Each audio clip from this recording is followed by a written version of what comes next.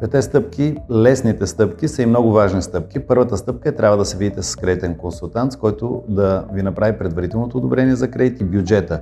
Да знаете на какъв кредит можете да разчитате, колко ще ви струва цялата покупка на имота и теглянето на кредит и тогава с тези данни да отидете при брокера, което е втората стъпка, да започнете огледи с вашия брокер на имоти, които отговарят на вашето търсене и на вашия бюджет. Когато харесате имот, трябва третата стъпка пак да се видите с кредитен консултант, който вече за конкретния имот ще ви направи най-добрите оферти на банките при най-добрите възможни условия.